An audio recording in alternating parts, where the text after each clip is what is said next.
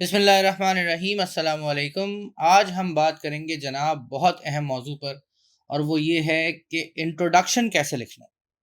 अच्छा, आज हम सिर्फ एड्रेस करेंगे रिसर्च प्रपोजल को और रिसर्च पेपर को। ज़ाहिर है थीसिस का जो इंट्रोडक्शन होता है वो डिफरेंट होता है और ज़ाहिर है वो बहुत बड़ा होता है। मगर जब आप एक रिसर्च प्रपोजल लिखते हैं या रिसर्च पेपर लिखते हैं तो उसका इंट्रोडक्शन किस अंदाज में लिखते हैं, ये हमारा आज का मौजू है। सबसे पहले तो ये समझ लें कि इंट्रोडक्शन लिखने का मकसद क्या है।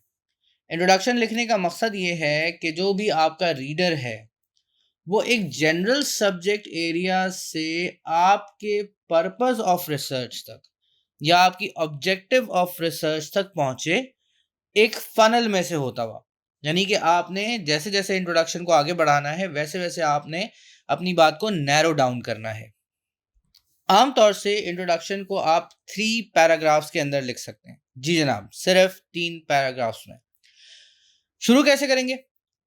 तो सबसे पहले जो चीज़ होगी वो एक हुक होगा। हुक से क्या मुराद है? हुक से मुराद ये है कि आप कोई ऐसा फैक्ट, कोई ऐसी बात बताएंगे अपनी प्रॉब्लम के बारे में जो कि सबका इंटरेस्ट पैदा करेगी। मिसाल के तौर पे आपके सामने मैं एक इंट्रोडक्शन रख देता हूँ। Drug resistant tuberculosis is a world wide health problem. Not only it is difficult to treat, but also the cost of treatment of TRTB is much higher than the ordinary disease. अब देखें, इस hook के जरिए आपने reader को ये बता दिया है कि जी मैं ड्रग रेजिस्टेंट ट्यूबरक्लोसिस के बारे में बात करने जा रहा हूँ, और आगे आप थोड़ा सा चलेंगे तो आपको नजर आएगा कि वो मैग्नीट्यूड ऑफ प्रॉब्लम बता रहा है कि जी पाकिस्तान में मैग्नीट्यूड ऑफ प्रॉब्लम क्या है ड्रग रेजिस्टेंट ट्यूबरक्लोसिस का। तो आपने एक बेसिस एस्टैब्लिश कर ली है, अपने टॉपिक के बारे में बता दिया है, जनरलाइज कर दिया है, ये बता दिया है कि ये कितनी बड़ी प्रॉब्लम है, और उसके बाद आप देखिएगा कैसे नैरो डाउन होगा।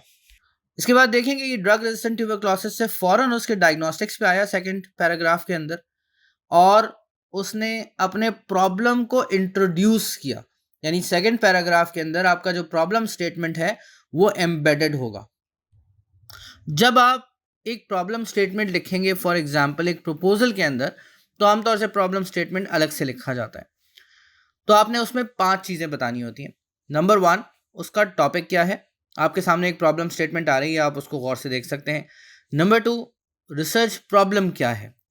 नंबर 3, ये काम आप क्यों करना चाह रहे हैं, जस्टिफिकेशन क्या है उसकी।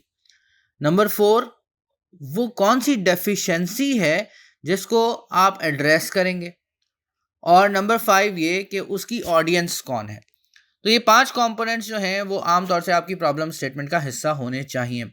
ये सारे के सारे रिसर्च पेपर के अंदर सेकंड पैराग्राफ में नहीं आएंगे, मगर इसमें से जितना कुछ आप डाल सकें वो आपको डालना चाहिए।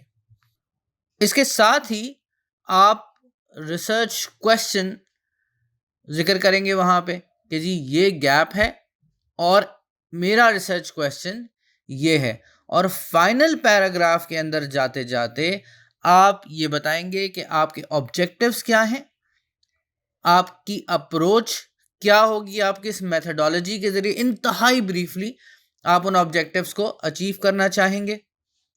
और इस तरह 3 पैराग्राफ्स के अंदर आपका ये जो इंट्रोडक्शन होगा ये अपने इख्तिताम को पहुंचेगा। अगर आप रिसर्च पेपर लिख रहे हैं तो जाहिर है आपके पास एक सिर्फ 3 पैराग्राफ्स का एरिया होता है जिसको आपने कवर करना होता है आमतौर से, और आप ये चीज़ें बहुत मुख्तसर करके लिखते हैं। लेकिन अगर आप रिसर्च प्रपोजल लिख रहे हैं तो उसमें और बहुत सारी हेडिंग्स अलग से भी बनती हैं। मिसाल के तौर पर रिसर्च क्वेश्चंस, रिसर्च ऑब्जेक्टिव्स, ये सारी चीज़ें। तो इंशाल्लाह अपकमिंग वीडियोस के अंदर हम बात करेंगे कि रिसर्च ऑब्जेक्टिव्स कैसे लिखे जाते हैं, रिसर्च क्वेश्चंस कैसे लिखे जाते हैं, साइंटिफिक जस्टिफिकेशन कैसे दी जाती है।